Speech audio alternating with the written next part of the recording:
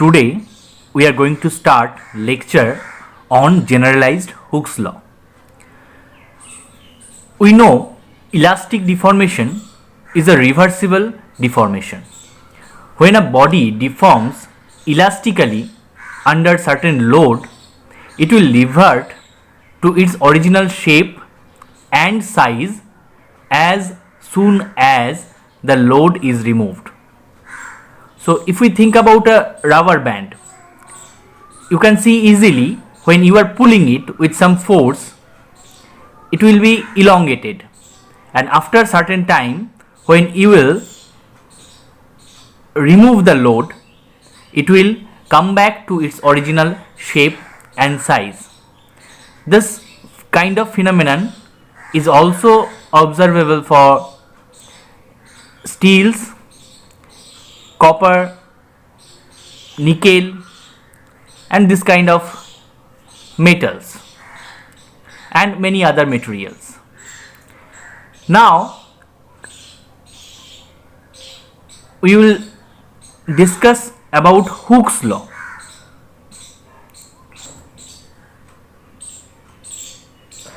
We know that if a material is elongated by the application of force, suppose P, then up to a certain limit, if we plot stress versus strain, up to a certain limit, stress is proportional to strain. This is the limit, and this limit we call as proportional limit. So after proportional limit, stress is not anymore proportional to strain, so it behaves differently, and after a certain time failure occurs. So this zone is basically elastic zone. Though proportional limit and elastic limit are not identical points, but they are very close to each other in many cases. Now within this limit, obviously you can see that this is a straight line which passes through the origin. So if you remember the equation of straight line, so y is equal to mx plus c. Here y is equal to sigma, stress, and m is Young's modulus.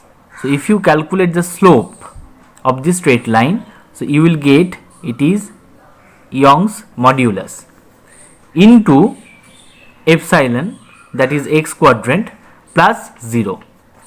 So sigma is equal to E into epsilon, where sigma is equal to stress,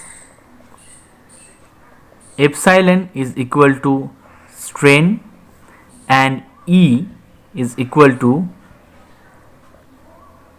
Young's modulus.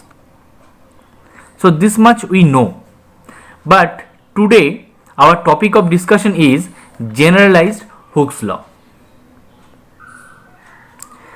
If a body is pulled, then the body will be in tension, and due to the tension, we know that in that direction of pulling it extends, and in the lateral direction it contracts. So let us see one example. Let us draw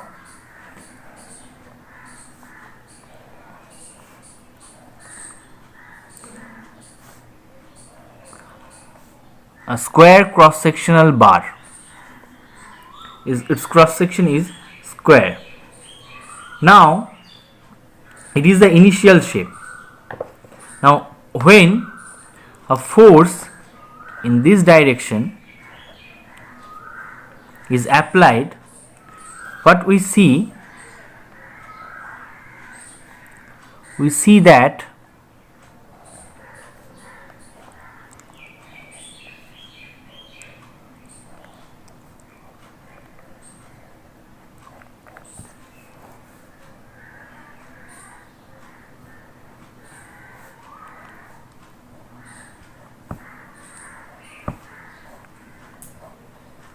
the length of the square bar increases in the direction of force, and in the lateral direction its length decreases.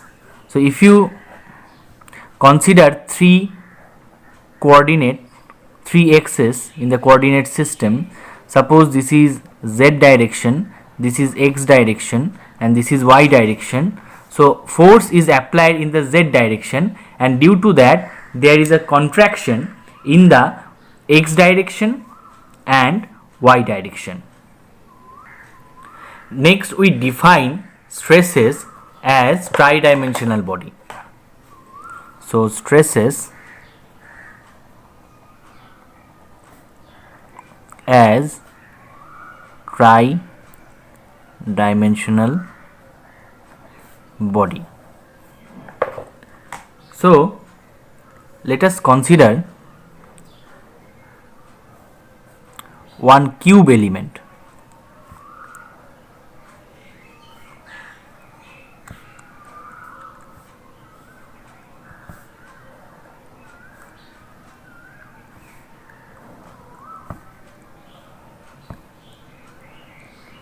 On which we also define three axes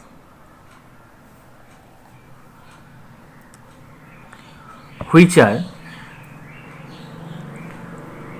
1, 2 and 3, or we may write x1, x2 and x3. These are three coordinates. Now if you apply force in x3 direction, then from the previous discussion we know that there will be tensile force acting in direction of 3 and compressive force will be acting in the direction of 2 and 1. Now this way we can say that in this direction a normal force will be acting, sigma. Now a shear stress will have two different subscripts. Subscript number 1 will be denoting reference system, that means on which plane it is working. So here subscript number 1 we will denote plane on which it is acting, and subscript number 2 it is the direction on which it is pointing.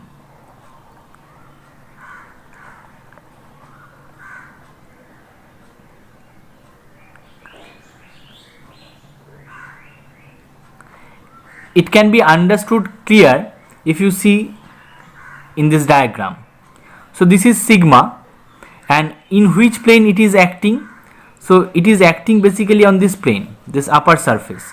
This plane we can refer as 1, 2 plane or 3 plane. Okay, basically 1, 2 and 3 are equivalent to each other. Either we can refer by 1, 2 or we can refer by the direction of the plane, direction normal to the plane. So basically we will write it is 3. So the plane is 3. Now towards which direction it is pointing, also that is 3. So 2 subscript 3 3, it is acting. Now in this plane we have another force that is acting in the direction of 2 towards 2. So this will be first subscript will come due to the plane, so 3, and second subscript will come due to the direction, so 2. Another force will be acting on this plane and that will be in the direction 1. So this stress will be sigma 3, the plane, 1, the direction. In similar manner, we can also find out stresses for plane, this plane. This is basically pointing towards 2, this plane, normal is 2. So that is why this plane is plane number 2. So here we have one stress. This stress is sigma. First subscript, plane on which it is acting, so it is 2. Towards which it is acting, the direction also 2, so sigma 2 2. Another force on this plane that is directing toward 1, so this is sigma 2 1. And third force in this plane, that is equal to sigma 2 3. Now let us come to this plane, plane number 1. So in this plane, one force will act in the direction of 1. So here sigma, plane 1, direction 1, sigma 1 1. Second, in this direction it will act upward side, so this is sigma 1 3. And another in this direction it can work, that is sigma 1 2. Okay, so total 6 forces we can find out. So here the stresses which have identical subscripts like sigma 1 1, sigma 2 2 and sigma 3 3, these are normal stresses. And all other stresses where the subscripts are different like sigma 1 2, sigma 1 3, sigma 2 1, sigma 2 3, sigma 3 1, sigma 3 2, these are shear stresses. Now sigma 1 2 is equal to sigma 2 1. Basically they are shear stresses and negative to each other, acting on opposite planes, so they are equal in magnitude and not generated differently. So similar fashion we can write sigma 1 3, that is equivalent to sigma 3 1, and sigma 2 3, that is equivalent to sigma 3 2. Now we have corresponding strains also. Normal stresses will generate normal strains. So normal strain will be sigma 1 1 will generate epsa 1 1, sigma 2 2 will generate epsa 2 2, and sigma 3 3 will generate epsa 3 3. And in this way the shear stresses will also generate shear strains. So sigma 1 2 will generate epsilon 1 2, sigma 1 3 will generate epsilon 1 3, and sigma 2 3 will generate epsilon 2 3. These are shear strains. So here we are not using tau for shear stress and we are not using gamma for shear strain. Okay, this is our notation. Simply we are using sigma and EPSA for all the type of stresses. It can be normal or shear. We will understand only by seeing this subscript. If two subscripts are equal, then this is normal stress. If two subscripts are different, then it is shear stress. Now let us come back to this figure. Initially, we have taken a small element. Let us assume to be a cube of unit length. So all the sides are 1 unit. Now, after application of tensile load, stress will be generated.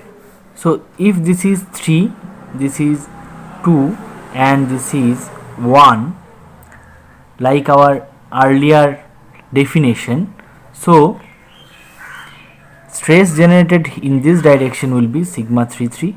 This is also sigma 33. Now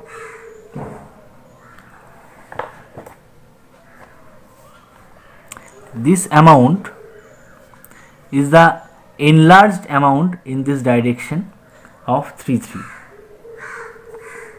So this is also totally.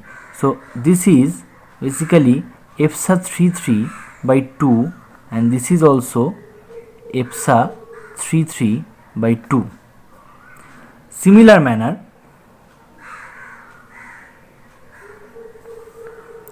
in this direction, this particular amount of force is, this is 2, so on plane 2 direction 2, so this is basically EPSA 22 divided by 2, and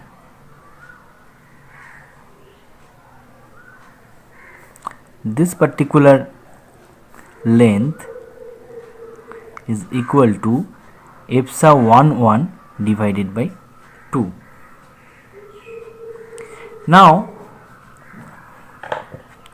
we are directly putting deformation equal to strain. Why? Because the length is here unit length. We know strain is equal to deformation divided by unit length.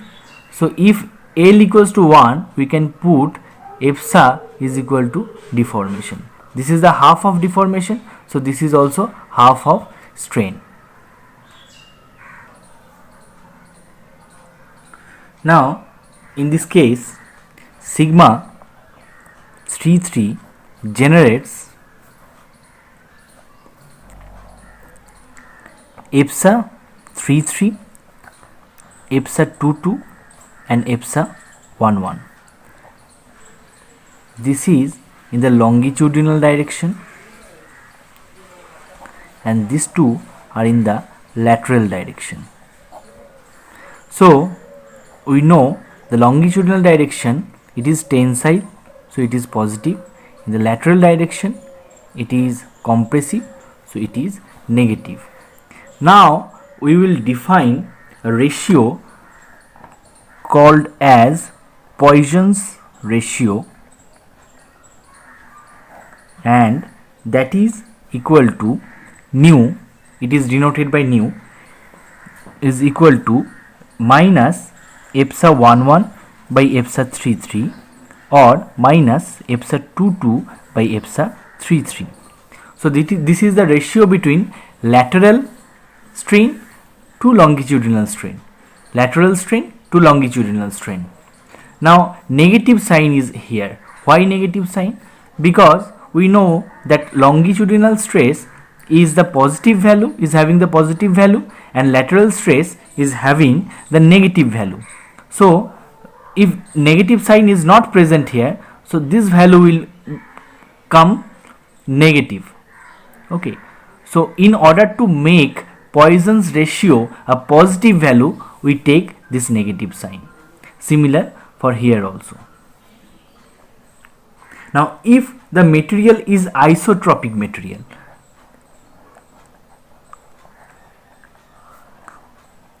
what does it mean by isotropic material? Isotropic material means all the properties are same in all the dimension, all the directions. Okay, so properties are constant irrespective of to which direction we are considering. So then epsa 11 will become equal to epsa 22, and we can write this, that nu is equal to epsa 11 by 33 or epsa 22 by 33, both having negative sign.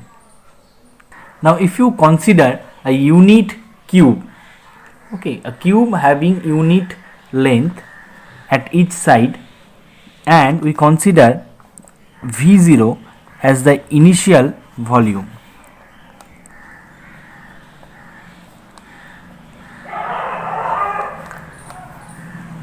As the sides are having unit length, so change in length in 1, 2 and 3 direction are directly epsa 11, epsa 22 and epsa 33.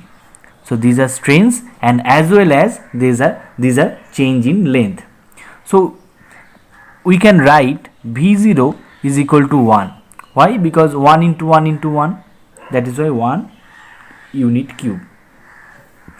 Now presently the volume is changed due to the elongation. So due to elongation, the present volume will be, x direction has been changed to 1, earlier it was 1 plus now it is epsa 11, multiply with 1 in the direction 2, it is epsa 22 into 1 plus epsa 33. So this is the present volume. So if we expand it, we will have 1 plus sigma 11, epsa 11 plus epsa 22 plus epsa 33 plus epsa 11 into epsa 22 and so others. So this type of term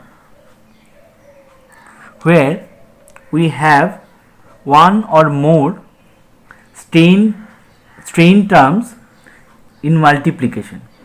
So these are basically very small terms. So let us ignore these small terms. Why? Because strain is a very small term, it is less than 1. So if you suppose if it is 0.01 and if you multiply 0.01 with a strain, so it will be 10 to the power minus 2 into 10 to the power minus 2, that will be 10 to the power minus 4. So very negligible term. That is why this type of term we are ignoring it.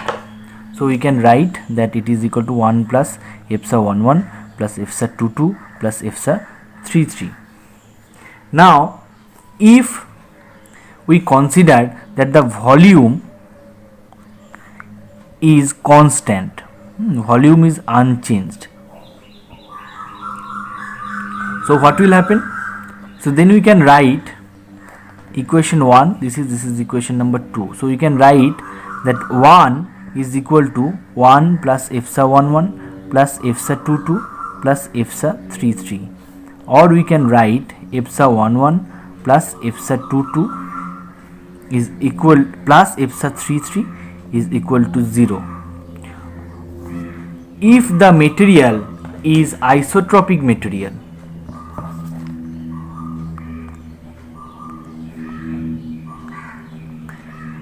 We have said it earlier that epsa 11 is equal to epsa 22. Then we can write 2 into epsa 11 is equal to minus of sigma 33, or we can write minus of sigma 11 divided by sigma 33 is equal to 1 by 2 is equal to 0.5, and we know that this term is nothing but our Poisson's ratio. So Poisson's ratio is equal to 0.5. This is for limiting case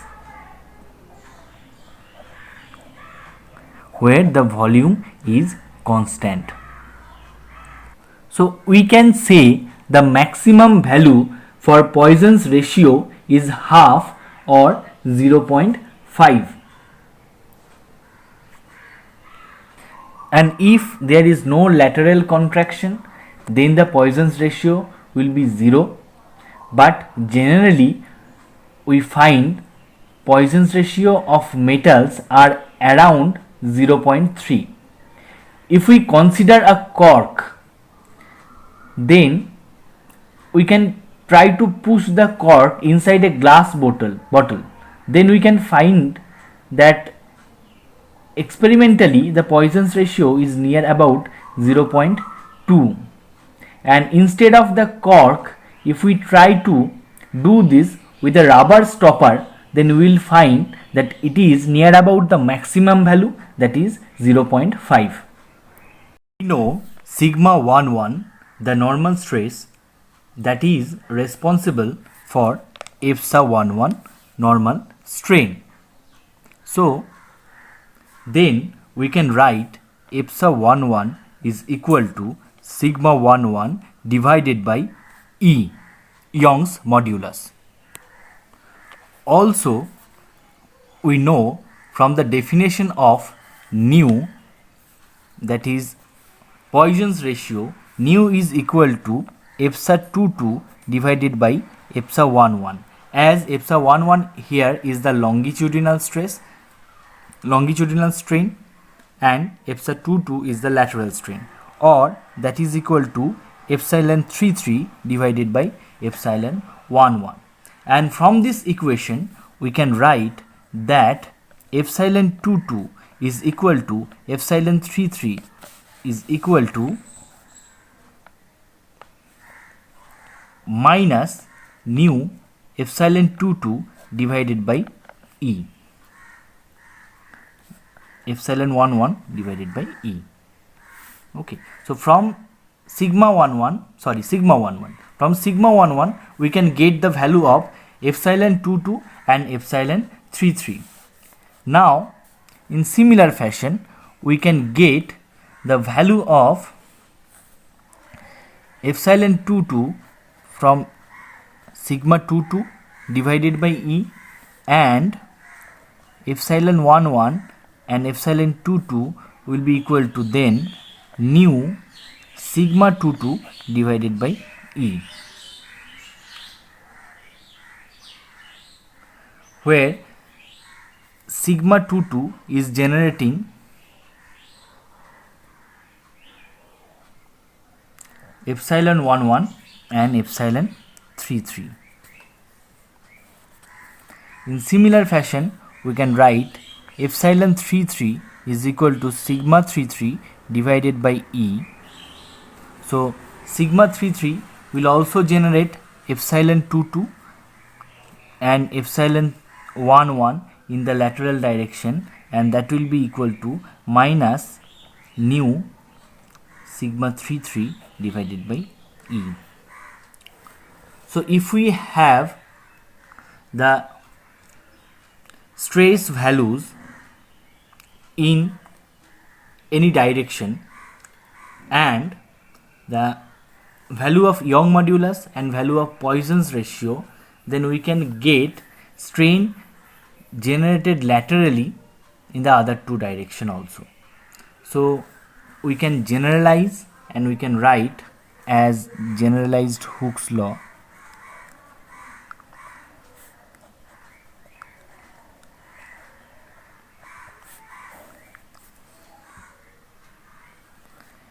Epsilon 11 is equal to 1 by E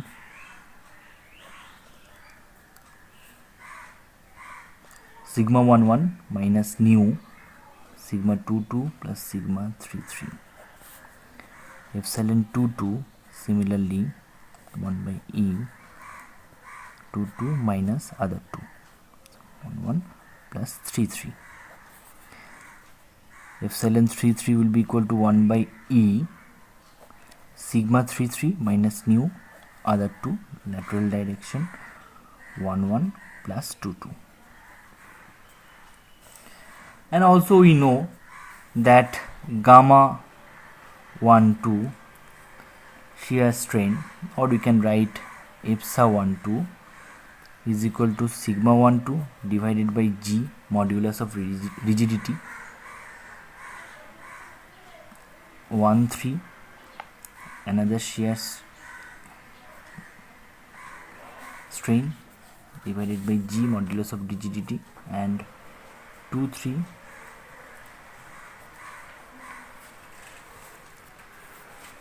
okay. So this we call as generalized Hooke's law. So thank you all for watching this video. If you have any doubt, you can ask me in the comment.